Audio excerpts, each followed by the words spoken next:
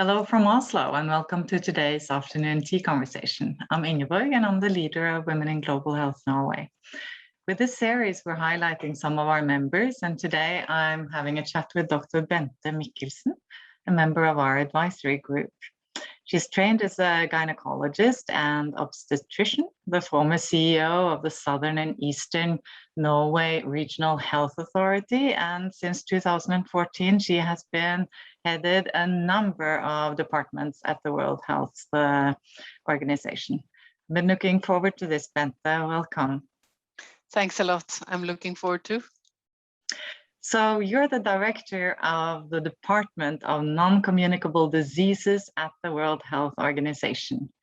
Can you tell us a little bit about your professional background and what led you to taking up this position?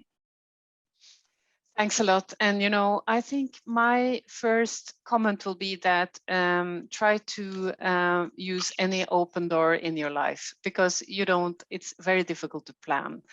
So I think it's difficult to understand exactly why I ended up with WHO, except that I'm extremely engaged in everything that can reduce inequity. I always been like that. So I think, from my background being studying sociology at the University of Oslo, doing medical school, and also having the chance to do a master in health leadership and administration, it's always been the same sort of encouragement of being able to provide work and support to reduce inequity. Right. So that I can fully understand, and I really admire your way, the way that you have taken. Could you tell us a little broadly about your work at the World Health Organization and what it involves? So today, my current position started actually in 2020. So I joined on a very special day, 8th of March. I love that day, good Women's Day. And it was 3 days before lockdown. So of course, it has been exceptional times for all of us. But I was called back to Geneva. So I'm heading a department called Non-Communicable Diseases. It's a difficult thing to really grasp. So I need to tell you what it is. And it is actually about the most deadly diseases in the world. So 74% of all people in the world die from cardiovascular diseases, lung diseases, diabetes, and cancer. So what I'm doing on a daily basis is to provide technical support to countries to try to both prevent and also to manage these diseases. And in addition, I'm very proud of that. I'm also responsible for disability and rehabilitation globally, and also sensory functions like eye care and hearing. And maybe 2 more things, and this is also very much close to my heart. I'm responsible for collecting data for non-communicable diseases, meaning that we have the opportunity to really use data for action. Oh, that's extremely important. It would be really nice to talk more about that at another time also. So during the pandemic, so many things have changed for everyone. How has your way of operating changed during these last 18, 20 months?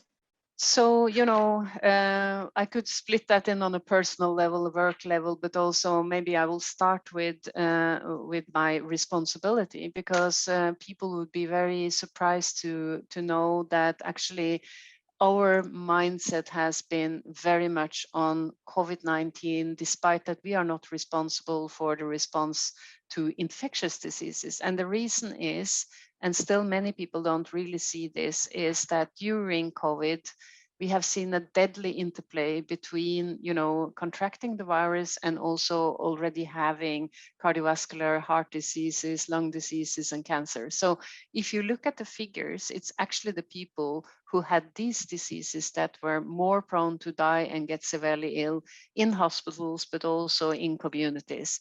So they died more often, they got more severely ill, and also to add, They were not diagnosed either, so we couldn't provide, mammography screening, colon cancer screening, not even giving the tests to discover diabetes. So it was reported that 50% of the countries of the world could not provide these services during COVID. And to add, we didn't even have, access to insulin, to hypertension drugs, and so on. And just to mention these two things, insulin is a life-saving commodity for all people with type 1 diabetes. And the most deadly disease of every other disease is hypertension. So this has huge complications.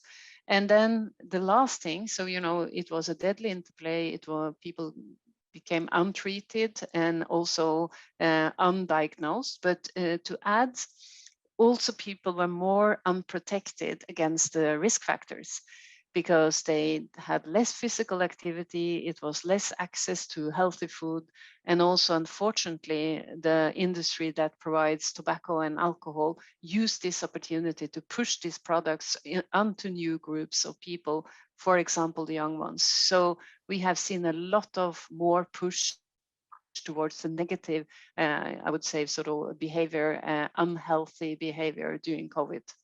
So COVID has been, bread and butter, and I still have to shout very, very loud to tell the world, to tell the policymakers that you have to take into account also the non-communicable diseases when you now start to revise your preparedness and response plans for pandemics. It's extremely important. If we don't protect and give services to these people, we will again see that so many people will die in yet another pandemic. So amongst all of these immense challenges, what would you describe as the most challenging in your work? So just now, I mean, during COVID, it is really to raise the awareness for policymakers. I can make an example. As you probably know, the World Health Organization has a World Health Assembly, which convenes 194 member states, and they are the one deciding what I'm doing in my secretariat function. So last year, we had a lot of important things happening. We had the first global diabetes resolution ever. We had the first ever disability resolution. We decided on eye indicators. And in all the discussions, all the member states were mentioning the importance of thinking of this when you create preparedness towards COVID. Then the topic shifted, and the same member states were discussing how to prepare yourself for pandemics. Then they totally forgot about the non-communicable diseases. So you see that there is a disconnect. So still my biggest challenge at the moment is to bring, this understanding to policymakers. So when they prepare for the next pandemic, they have to prepare also for continuous health services for the chronic diseases. So I would say that is the main challenge. If I should add one more thing, it is really that instead of only focusing on the dead and the deaths, figures, we have to start to focus on the living. And that is what I'm doing on a daily basis. So for example, I'm extremely proud also from the government of Norway having the support on focusing on diabetes. So, we lose generations because type 1 diabetes is not, it's not diagnosed, but also 100 years after the discovery of insulin, 50% of those who needs insulin cannot get it. Can you believe that? I mean, 100 years of such a fantastic innovation, and speaking to academicians like yourself, how can that be that we cannot still give regular, provision of insulin? And this is only as an example. So this is really on my mind, and this is really what gives me energy as well, because I think we can fix it. It is a big puzzle, and I'm glad we have a person like yourself to champion this. Bente, you were very instrumental in taking the initiative for the chapter of Women in Global Health in Norway, and actually building it up You're one of the founding members of our chapter. What initially attracted you to Women in Global Health? I mean, I mentioned inequities in the beginning of this interview, and of course, gender inequities is always on my mind. I can never stop being a feminist. I think it's valid in Norway. Of course, now we see the development in Afghanistan, which really reminds me and all of us, I guess, on this importance. So I think that the Women in Global Health is an excellent way of giving visibility to great already existing leaders and contributors to global health.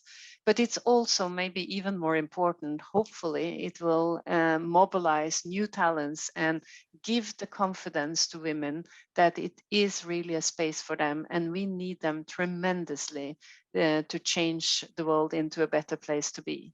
So that is my motivation. And I think the structure, the way that it's working in many other chapters and globally really encouraged me. So I'm very grateful, Ingeborg, that you are really leading this on a daily basis. I think it's so excellent.